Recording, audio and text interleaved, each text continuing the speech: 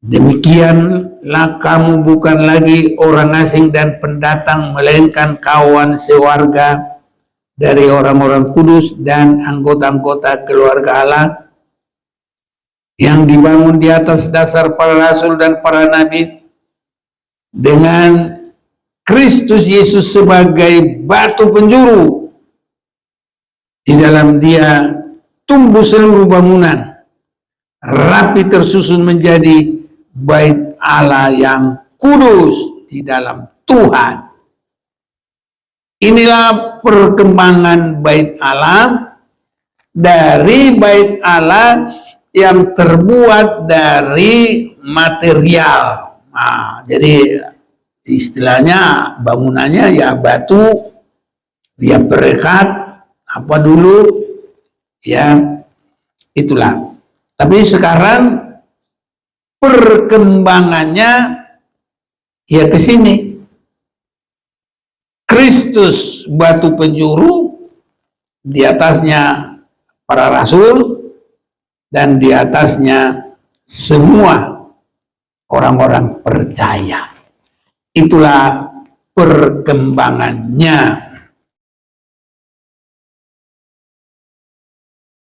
Puji Tuhan, kita bersyukur sore ini ataupun malam hari ini kita boleh beribadah. Apa yang kita akan perhatikan adalah satu perkembangan, karena segala sesuatu di bumi ini harus terjadi perkembangan. Tidak bisa tidak, perkembangan harus terjadi.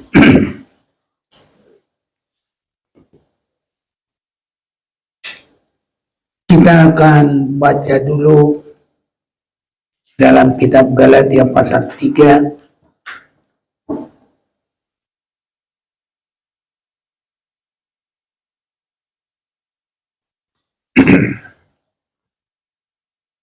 Jadi hukum Taurat adalah penuntun bagi kita sampai Kristus datang, supaya kita dibenarkan karena iman. Sekarang iman itu telah datang, karena itu kita tidak berada lagi di bawah pengawasan penuntun. Kita akan baca bersama-sama 1, 2, 3. Jadi belum dapat ya? Galatia 3 23, 24 atau 24, 23, 24. Galatia pasal 3 mulai 23, 1, 2, 3. Sebelum iman itu datang, kita berada di bawah pengawalan hukum Taurat dan dikurung sampai iman itu telah dinyatakan. Jadi hukum Taurat adalah penuntun bagi kita sampai Kristus datang, supaya kita dibenarkan karena iman. Saudara-saudaraku, bukan semua, dalam arti setiap sesuatu itu harus ada perkembangan. Tidak hanya seperti manusia,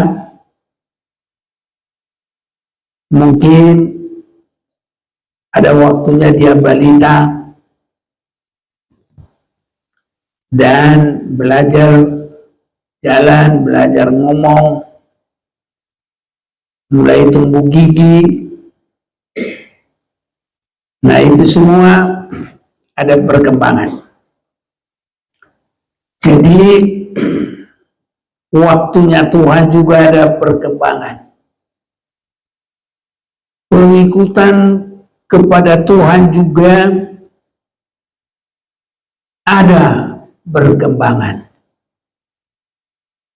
Itu sebabnya seperti bangsa Israel tidak boleh dalam satu hal Orang bilang monoton, tapi harus ikut perkembangan. Tidak boleh diam, karena kalau diam tersisi sendiri, tertinggal, bahkan rugi sendiri, bahkan bisa mati sendiri. Karena bangsa Israel itu ada perkembangannya. Contohnya, mulai Tuhan suruh Musa, mereka keluar dari Mesir, Ramses, Sukot, mengarah lagi ke Laut Teberau, Laut Merah, mengarah lagi ke Gunung Sinai, dan terus dalam perjalanan padang gurun, akhirnya sampai sekitar dekat dengan Jericho, mereka menyeberang Yordan, baru masuk ke tanah Kanaan, dan nanti yang ibu kota negaranya Yerusalem. Itulah perkembangan. Jadi ada perkembangan, dan perkembangan ini harus kita tahu. Jadi Kristen itu harus mengikuti pengertian kerohanian. Jadi bukan hanya dapat sembuh, tertolong, tapi terutama mengikuti perkembangan kerohanian supaya kita menerima seluruh berkat yang Tuhan sudah tentukan. Di sini kita lihat, sebelum iman itu datang, kita berada di bawah pengawalan hukum Taurat, dikurung sampai iman itu telah dinyatakan. Jadi hukum Taurat adalah penuntun bagi kita sampai Kristus datang, supaya kita dibenarkan karena iman. Ini bangsa Israel sendiri sulit mengikuti secara suku bangsa. Kalau pribadi-pribadi ada juga yang mengikuti. Contohnya pertama 12 murid Yesus, dan ada beberapa lagi yang mau percaya. Yesus untuk diimani menyelamatkan bangsanya, umat seluruh bumi, itu adalah lewat dia tersalib, mati, dikubur, dan bangkit. Sebelum itu terjadi, dia sudah berbicara dalam Yohanes pasal 2 ayat 19. Yohanes pasal 2 ayat 19. Jawab Yesus kepada mereka, rombak bait Allah ini, dan dalam 3 hari aku akan mendirikannya kembali.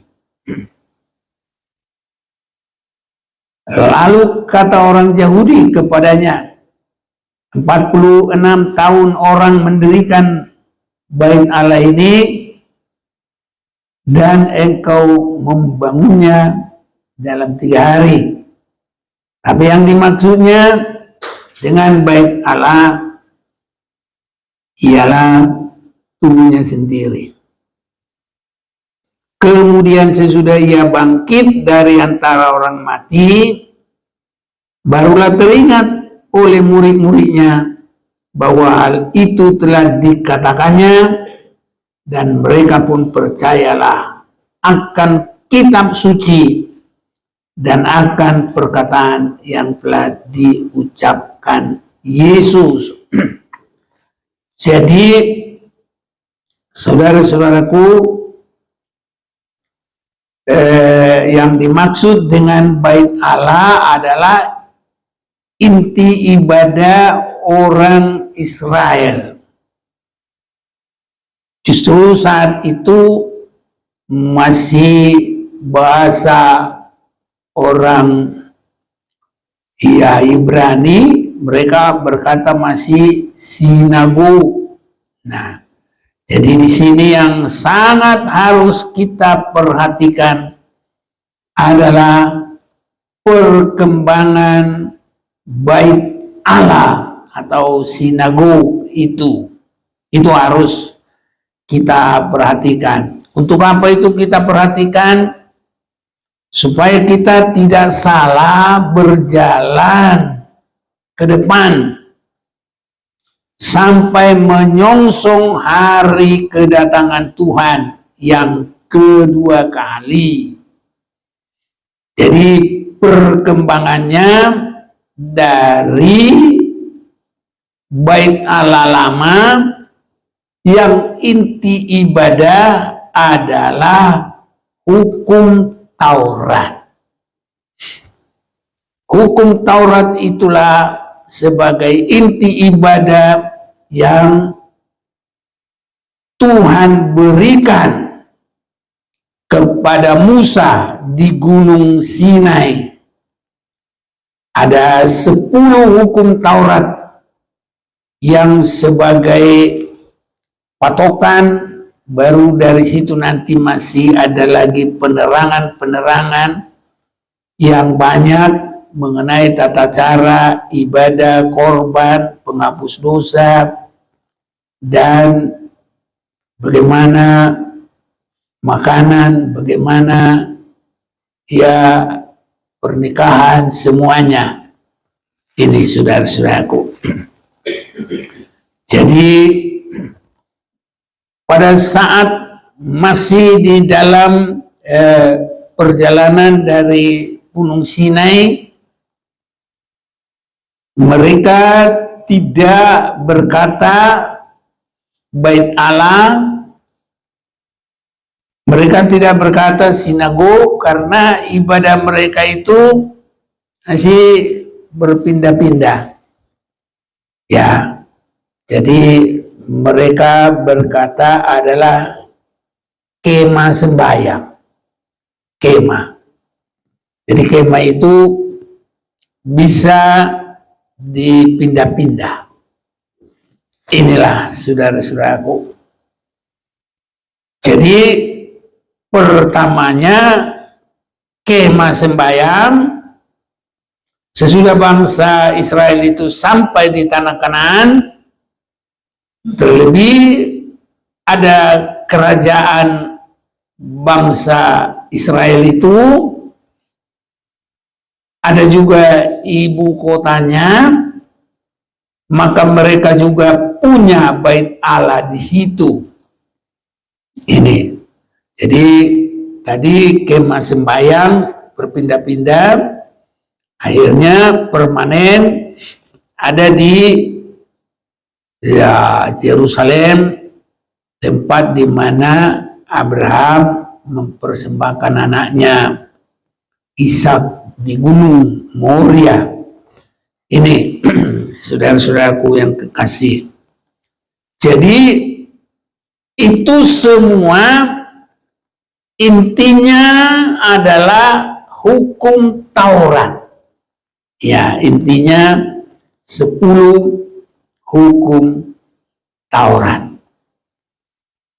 Jadi di sini mau terjadi suatu perkembangan. Perkembangan itu apa? Yesus berkata dalam ayat 19 Yohanes 2, rombak bait Allah ini, dan dalam 3 hari aku mendirikannya kembali. Lalu kata orang Yahudi kepadanya, 46 tahun orang mendirikan bait Allah ini, dan engkau dapat membangunnya dalam 3 hari. Tapi yang dimaksud dengan bait Allah ialah tubuhnya sendiri. Jadi di sini ibadah di dalam Yesus. Karena Yesus sendiri adalah sebagai batu penjuru dalam rumah Tuhan yang sesungguhnya, bukan lagi bait Allah orang Israel. Sudah ada perkembangan. Jadi sampai sekarang juga banyak orang Kristen juga belum mengerti kemana arahnya perkembangan ini. Mari kita lanjut membaca dulu dalam Efesus pasal yang kedua. Kita akan melihat ini ayat 19 juga. Demikianlah kamu bukan lagi orang asing dan pendatang, melainkan kawan sewarga dari orang-orang kudus dan anggota-anggota keluarga Allah yang dibangun di atas dasar para rasul dan para nabi, dengan Kristus Yesus sebagai batu penjuru. Di dalam Dia tumbuh seluruh bangunan, rapi tersusun menjadi bait Allah yang kudus di dalam Tuhan. Inilah perkembangan bait Allah, dari bait Allah yang terbuat dari material. Nah, jadi istilahnya bangunannya ya batu, ya perekat, apa dulu, ya itulah. Tapi sekarang perkembangannya ya ke sini. Kristus batu penjuru, di atasnya para rasul, dan di atasnya semua orang-orang percaya. Itulah perkembangannya. Jadi kita harus mengerti perkembangan ini. Sebab kalau tidak mengerti perkembangan ini, orang akan terus lagi membangun seperti bangsa Israel itu. 46 tahun kami membangun ini. Jadi sekarang orang Kristen juga, biar sudah Kristen, tapi belum mengerti mana sebenarnya yang harus diutamakan, mana yang dibangun. Ya. Jadi saudara-saudaraku, perkembangan bait Allah secara yang dari material itu kepada bangunan yang beda, yaitu fisik manusia sendiri langsung. Jadi bukan kayu, bukan batu, bukan pasir, tapi manusia langsung. Itu sebabnya 1 Korintus pasal yang ketiga, kita akan lihat 1 Korintus pasal yang ketiga,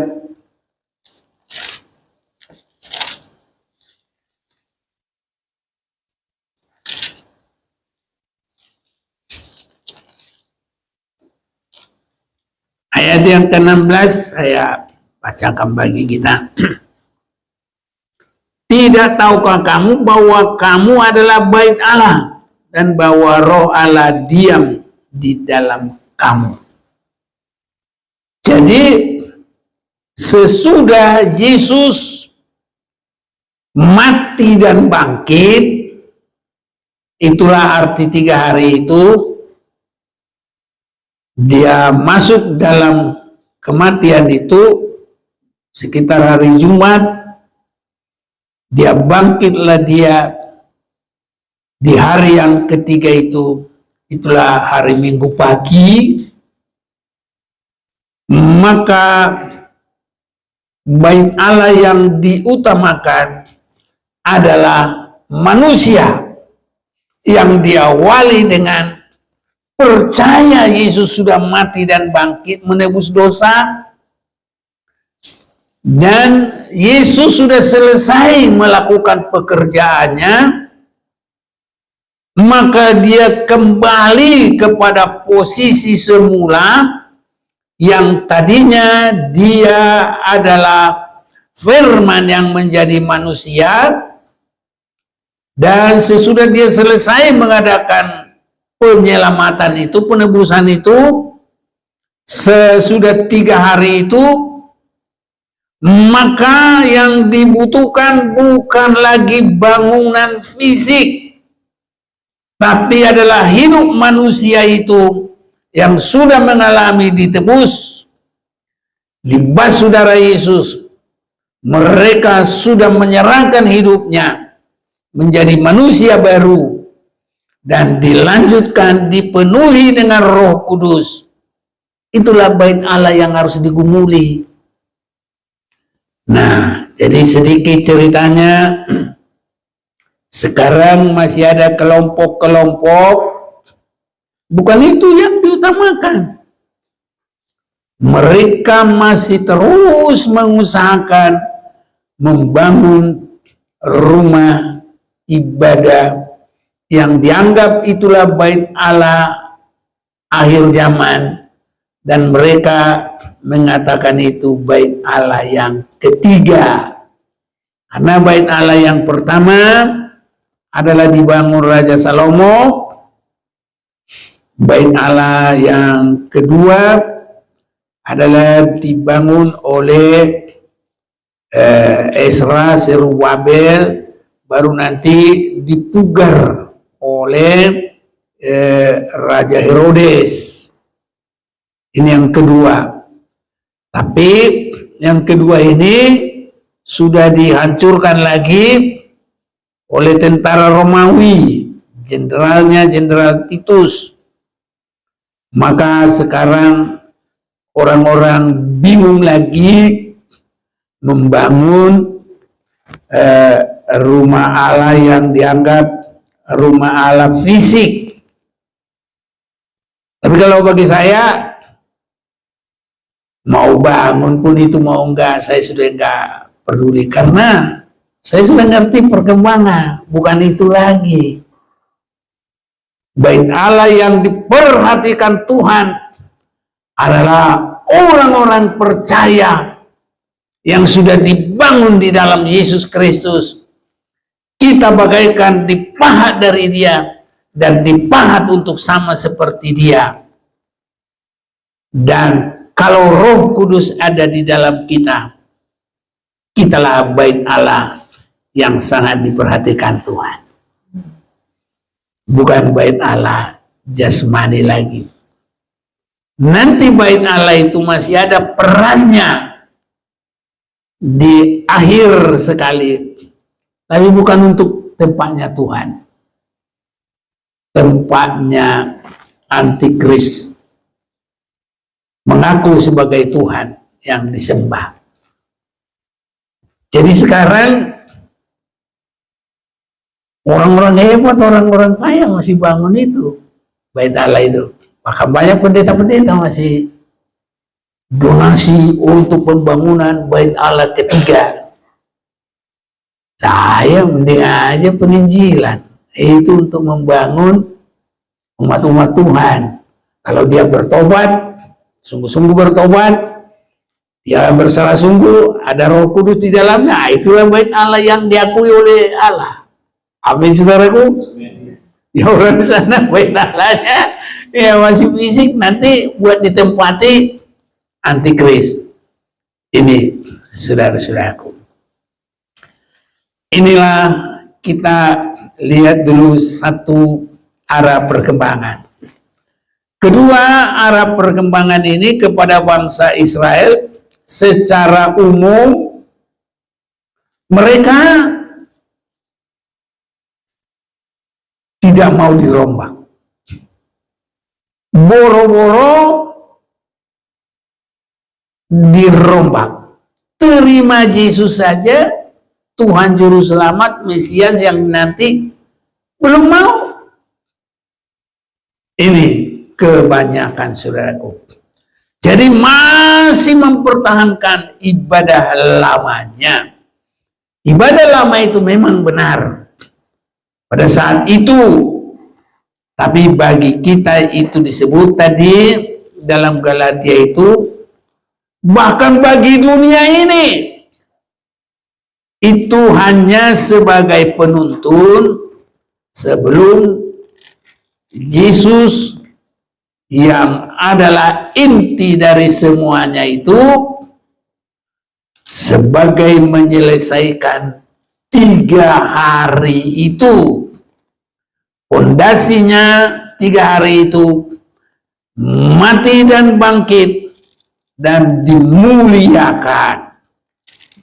Jadi dalam Galatia yang kita sudah baca tadi, pasal yang ke-3, jadi hukum Taurat adalah penuntun bagi kita sampai Kristus datang, supaya kita dibenarkan karena iman.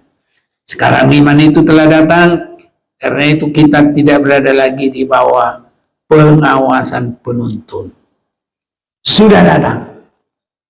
Jadi kita ini, saudaraku, harus sekarang ini memiliki hati yang terbuka untuk Tuhan.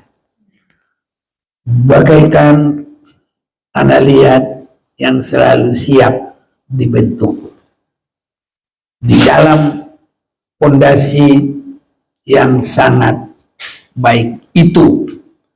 Kita sudah baca tadi Efesus 2 itu, Kristus batu penjuru, di atasnya para rasul. Masih sedikit, saudaraku, baru di atasnya sidang jemaat. Jadi nanti kalau sudah full bangsa Israel penutup, saat itu nanti tidak ada lagi sebagai kelompok-kelompok. Jadi untuk yang baru ini semua hanya yang ditebus oleh darah Yesus. Itu sebabnya di dalam Wahyu pasal yang ke-7 ada 144.000 dari bangsa Israel. Itu dari hukum Taurat itu, hasil dari hukum Taurat itu.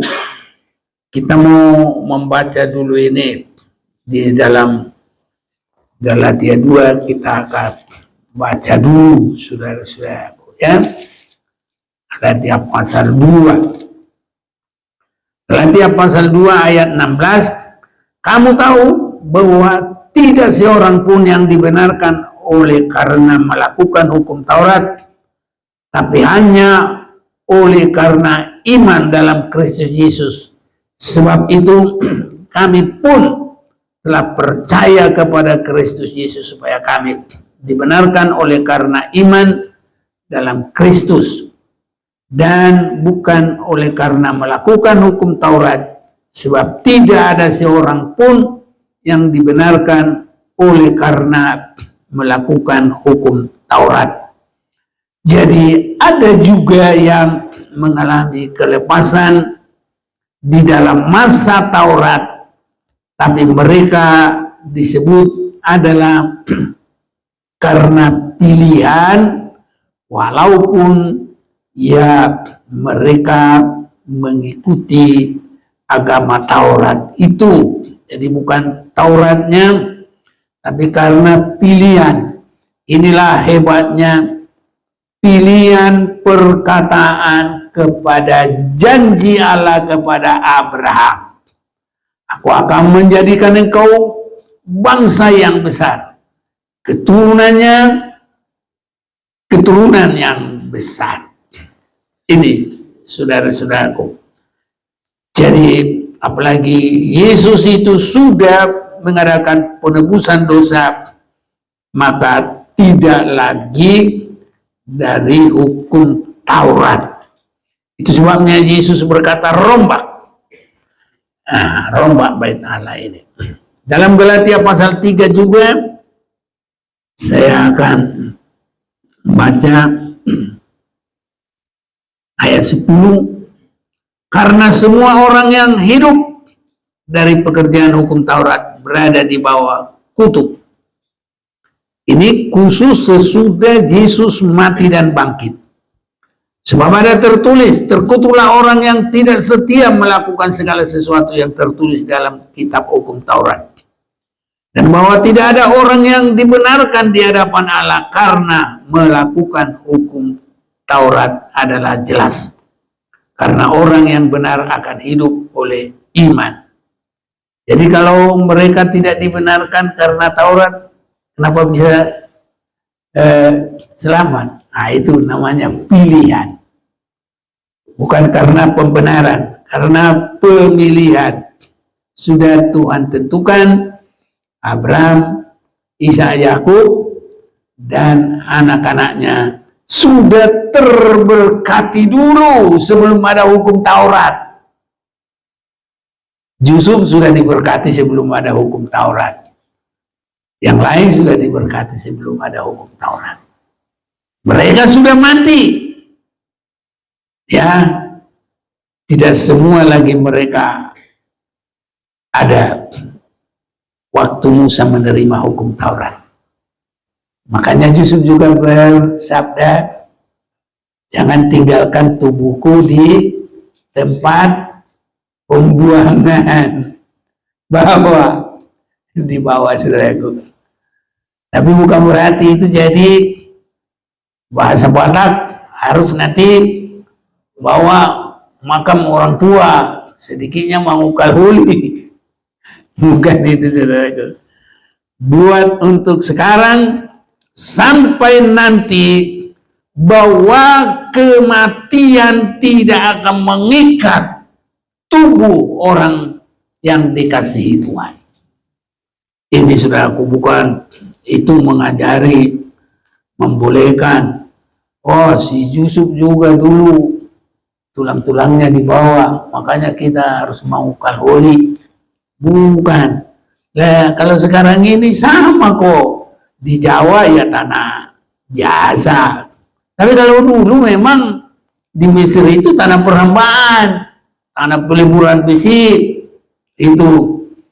Kalau sekarang ini sama aja di Jawa, Sulawesi, mana-mana. Ini mau kau pindah kemana? Sama aja. Nanti burus sendiri. Jadi nggak bisa mengukal oli saudaraku. Ya, jadi kita sudah lihat bahwa bukan lagi dari hukum Taurat, saudara-saudaraku, tapi kasih karena Tuhan. Jadi kita boleh juga lihat lebih, kita membaca di dalam kitab Ibrani. Dalam kitab Ibrani kita akan melihat dulu pasal yang ke-7 ayat 11.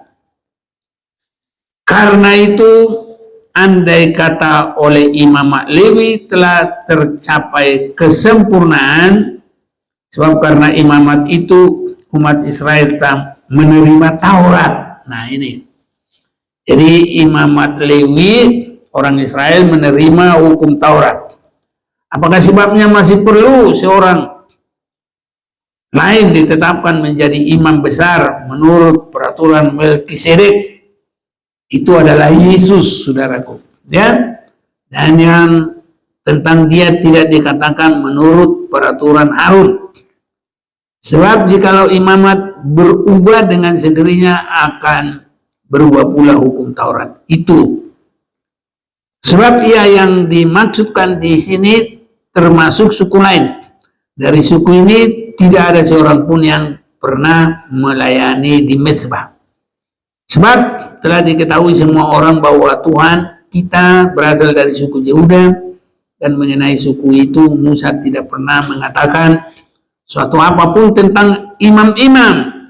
Dan hal itu jauh lebih nyata lagi jikalau ditetapkan seorang imam lain menurut cara Melkisedek, yang menjadi imam bukan berdasarkan peraturan-peraturan manusia, tapi berdasarkan hidup yang tidak dapat binasa. Sebab tentang dia diberi kesaksian, engkau adalah imam untuk selama-lamanya. Menurut peraturan Melkisedek, memang suatu hukum yang dikeluarkan dahulu dibatalkan kalau hukum itu tidak mempunyai kekuatan dan karena itu tidak berguna. Sebab hukum Taurat sama sekali tidak membawa kesempurnaan. Tapi sekarang ditimbulkan pengharapan yang lebih baik, yang mendekatkan kita kepada Allah. Dan sama seperti hal ini tidak terjadi tanpa sumpah. Memang mereka telah menjadi imam tanpa sumpah, tapi ia dengan sumpah diucapkan oleh dia yang berfirman kepadanya, Tuhan telah bersumpah dan ia tidak akan menyesal, engkau adalah imam untuk selama-lamanya. Demikian pula Yesus adalah jaminan dari sesuatu perjanjian yang lebih kuat. Dan dalam jumlah yang besar mereka telah menjadi imam karena mereka dicegah oleh maut untuk tetap menjabat imam. Tapi karena ia tetap selama-lamanya, imamatnya tidak dapat beralih kepada orang lain. Karena itu ia sanggup juga menyelamatkan dengan sempurna semua orang yang oleh dia datang kepada Allah, sebab ia hidup senantiasa untuk menjadi pengantara mereka. Inilah saudara-saudaraku, saya baca lagi ayat yang terakhir, ayat 28. Sebab hukum Taurat menetapkan orang-orang yang diliputi kelemahan menjadi imam besar, tapi sumpah yang diucapkan kemudian daripada hukum Taurat menetapkan anak yang telah menjadi sempurna sampai selama-lamanya. Jadi saudara-saudaraku, sekarang apapun yang terjadi harus masuk dalam hukum iman. Inilah yang saya boleh lihat. Karena ini pertama sekali Tuhan katakan ini kepada bangsa Israel. Nah, tapi bangsa Israel itu tidak sungguh-sungguh mau menerima. Bagi bangsa Israel, kita sudah dengar, tidak ada mantra yang mempan. Hanya satu yang mengalahkan mereka. Di bawah bangsa itu melanggar firman, baru dia kalah. Jadi biar kuat pun senjata seberang menyeberang, itu bangsa Israel nggak bisa kalah. Berapa rudal itu nggak bisa kalah. Tapi kalau bangsa Israel melanggar firman Tuhan, tidak pun suku bangsa itu kuat, sama dengan Filistin yang kecil saja, bangsa Israel bisa kalah. Itu bukan sekarang, dulu juga, sekarang juga. Tapi kalau mereka masih mengasihi Tuhan dan tidak berbuat dosa, tidak ada satupun yang bisa mengalahkan mereka. Sudah dibuktikan. Saudara-saudaraku, itu sebabnya bagi kita juga, mari kita mau memberi kesempatan kepada Tuhan untuk kita hidup, memakai kesempatan kebenaran ini supaya kita gunakan waktu kesempatan. Jadi bangsa Israel di dalam apa yang Yesus katakan, rombak bait Allah ini, artinya ganti iman melalui keyakinan Yesus mati menggantikan dosa. Jangan lagi agama lama. Tapi bangsa Israel secara bangsa belum mau. Dan saya kalau hitung-hitung, ini sudah tinggal dikit lagi mendekat 2000 tahun. Kalau Tuhan marah, nah disitulah mereka mengalami kerugian yang habis-habisan. Mereka berdoa terus, nggak ada jawaban-jawaban. Nanti kalau Roh Kudus menyadarkan mereka, baru mereka datang benar-benar menyerahkan diri kepada Yesus, menerima Yesus. Mereka yang benar-benar meyakini bahwa firman yang menjadi manusia itu adalah Yesus, dan di dalam 3 hari itu, dalam kemanusiaan itu, udah kembali lagi kepada posisinya ketuhanan. Itu sebabnya kita harus semakin mengerti kapan Yesus manusia. Sejak dia merendahkan diri, mengosongkan diri, mengambil rupa manusia, melayani. Kapan dia kembali Tuhan? Setelah dia kebangkitannya. Nampak susah-susah. Nah, kalau waktu dia mengosongkan diri, ya udah mengosongkan diri. Filipi 2 mulai ayat 5, 6 sampai dengan 8. Gampang. Nah, kapan dia menjadi Tuhan? Dalam kebangkitannya. Kisah Rasul pasal 2 ayat yang ke 36. Coba baca dulu biar jangan salah.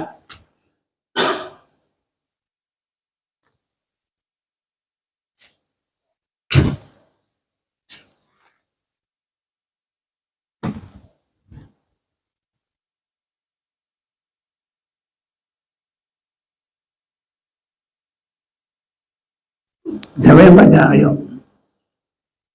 Kisah Rasul 2 ayat 36. Jadi seluruh kaum Israel harus tahu dengan pasti bahwa Allah telah membuat Yesus yang kamu salibkan itu menjadi Tuhan dan Kristus. Nah, itu di dalam kebangkitan Yesus. Jadi dia kembali. Jadi kenapa Tuhan kalian seperti takut? Eli lawan sabachthani. Ini sebagai manusia, praktek manusia ada semua sama dia. Ya pantas dong kematian yang begitu ngeri. Kenapa dia lapar? Ya dia memang udah manusia. Dia udah meninggalkan kealahannya. Kenapa dia menjadi Tuhan? Ya udah itu aja kasih tahu. Kisah Rasul 2 ayat 36. Lanjut. Ketujuh, ketika mereka mendengar hal itu, hati mereka sangat terharu. Lalu mereka bertanya kepada Petrus dan rasul-rasul yang lain, apakah yang harus kami perbuat, saudara-saudaraku, saudara? Ya, jadi mestinya Yesus sudah mengadakan pembaruan rombak bait Allah ini. Aku akan bangun dalam 3 hari. Tapi yang dimaksud di situ adalah tubuhnya sendiri, kematian, kebangkitan, dan dia dimuliakan. Ini yang harus diimani. Ini harus membuat hati terharu. Haleluya. Dan kalau sudah terharu, ada penyerahan. Apa dia bilang? Apa yang harus kami perbuat? Baru jawab. Nah ini bangunan ini. Terus. Jawab Petrus kepada mereka, bertobatlah dan hendaklah kamu masing-masing memberi dirimu dibaptis dalam nama Yesus Kristus untuk pengampunan dosamu, maka kamu akan menerima karunia Roh Kudus. Ya, inilah. Jadi bertobat, berbaptis, terima Roh Kudus, Itulah bait Allah yang hidup. Haleluya. 1 Korintus 3 ayat yang ke-16. Harus begitu. Di mana itu dasarnya? Kematian kebangkitan Yesus. Kalau kita terima itu terharu. Apa yang diperbuat? Harus benar-benar bertobat. Jangan lagi hanya mikirin dunia ini. Jangan puasanya dunia ini. Dunia ini hanya sementara ini, saudara-saudaraku. Marilah kita mikiri tentang kekekalan ini. Kita nggak tahu lagi, saudara-saudaraku. Apakah ini sudah mau merambat-rambat ini? Udah mulai ikut-ikutan. Irak, Iran, Amerika. Ikut-ikutan Rusia lagi. Ikut-ikutan lagi Cina lagi. Mulai, saudaraku. Kita nggak mengerti lagi.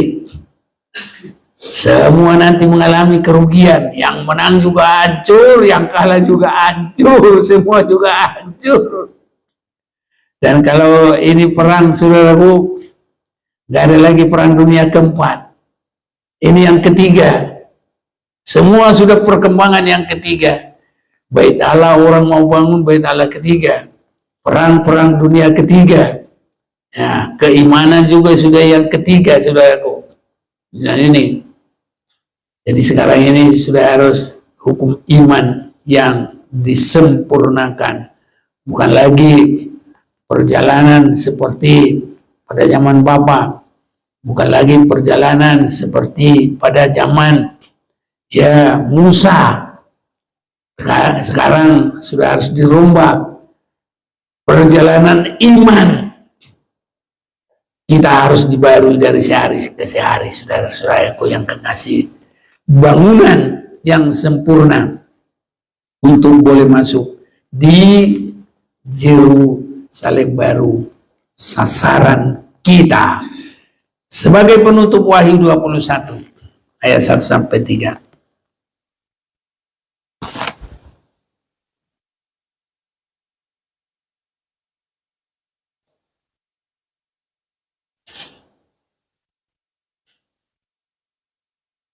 Ya, dapat. Wahyu 21 ayat 1-3. Langit yang baru dan bumi yang baru. Lalu aku melihat langit yang baru dan bumi yang baru, sebab langit yang pertama dan bumi yang pertama telah berlalu dan laut pun tidak ada lagi. Dan aku melihat kota yang kudus, Yerusalem yang baru, turun dari sorga dari Allah, yang berhias bagaikan pengantin perempuan yang berdandan untuk suaminya. Lalu aku mendengar suara yang nyaring dari tahta itu berkata, lihatlah, kemah Allah ada di tengah-tengah manusia, dan ia akan diam bersama-sama dengan mereka. Mereka akan menjadi umatnya, dan ia akan menjadi Allah mereka. Baiklah, ini tidak akan datang dari secara hukum Taurat. Karena Ibrani 7 tadi ayat 19. Sebab hukum Taurat sama sekali tidak membawa kesempurnaan. Tapi sekarang ditimbulkan pengharapan yang lebih baik, yang mendekatkan kita kepada Allah. Itu pengharapan dalam iman kepada kematian, kebangkitan Yesus, dan dimuliakan. Kita harus semakin dibangun ke arah hidup Yesus, sehingga kalau dia datang nanti kita akan sama dengan dia, saudara-saudaraku. Itu sebabnya apapun yang terjadi, maksimalkan waktu semuanya supaya kita tetap bisa merenungkan Tuhan dan beribadah kepadanya untuk meningkat dan sempurna di dalam Tuhan. Jadi bukan Taurat yang menyempurnakan kita, tapi iman kepada Yesus Kristus. Saudara-saudaraku, biarlah Tuhan mau tolong kita, Tuhan kuatkan kita, Tuhan mampukan kita semuanya. Kuatkanlah oleh rohmu ya Tuhan, kita nyanyikan nyanyian ini.